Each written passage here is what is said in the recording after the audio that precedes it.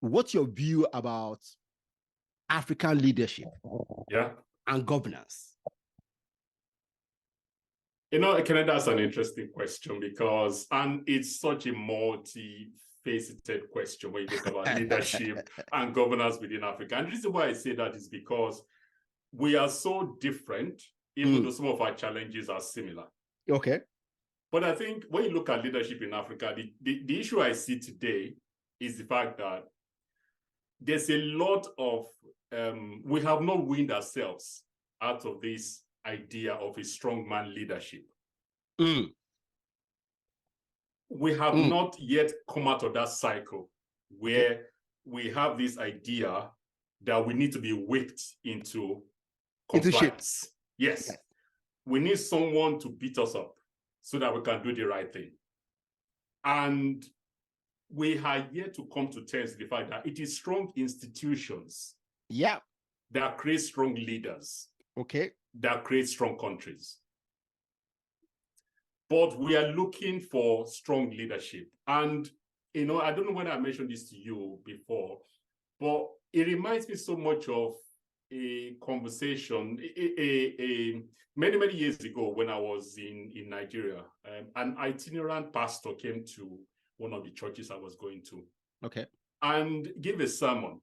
And that sermon was about why was it that the Jews couldn't reconcile Jesus as a savior?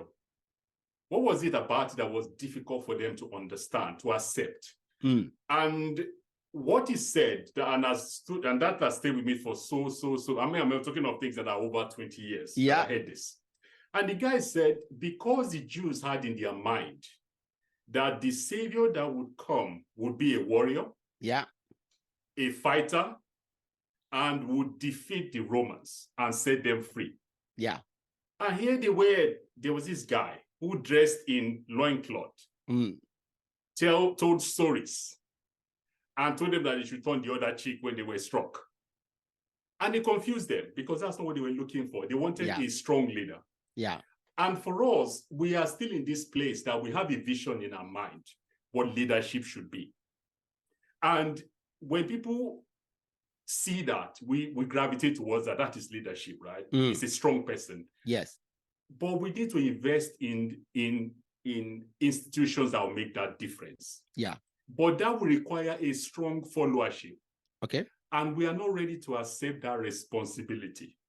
Okay. And the other thing again, which is important, I think, is that we need to come to terms with the fact that what we seek may not happen in our lifetime. But we have to be ready to make that sacrifice of a journey. Yeah. But we are very short-term in result seeking. Yeah. So we want a leader that will deliver their promises today, right? But let me give you an interesting scenario about some of the countries in Africa when it comes to leadership, right? One of the things you see when you go to the rest of the world, especially Europe, is that the opposition in many of these developed countries are always aware of what is going on, even though they are not in power. Yeah.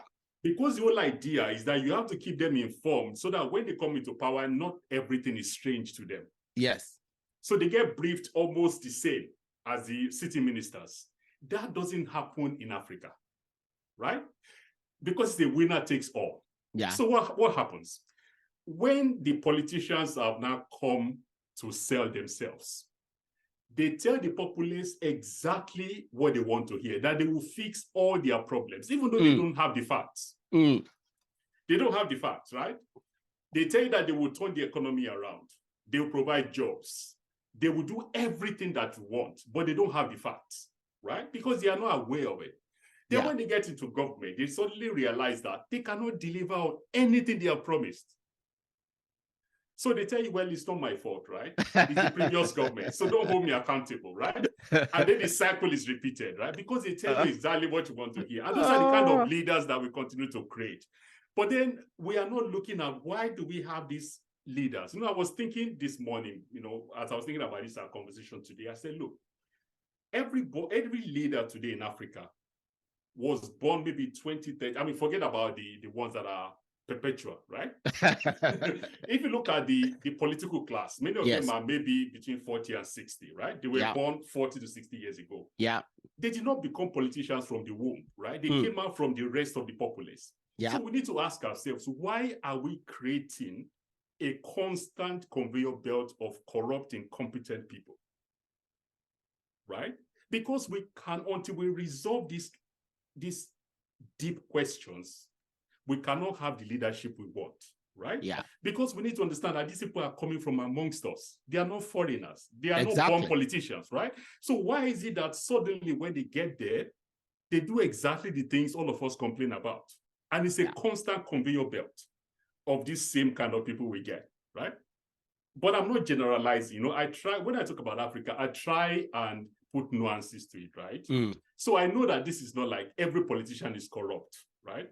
Every country, they have challenges. We're not always the same, but generally, we have an issue of leadership, right? The other thing again, which I think is very interesting about leadership in Africa, is that when we then have the people we hold on to as leaders, you take a step back and say, is this the image of leadership you want? And I give an example. There's a particular leader in Africa that is celebrated by many Africans. But this leader is responsible for the chaos in the DRC. Right? We celebrate this particular leader as being the maybe I'm one of those. Yeah, as being an epitome of leadership. That's fine.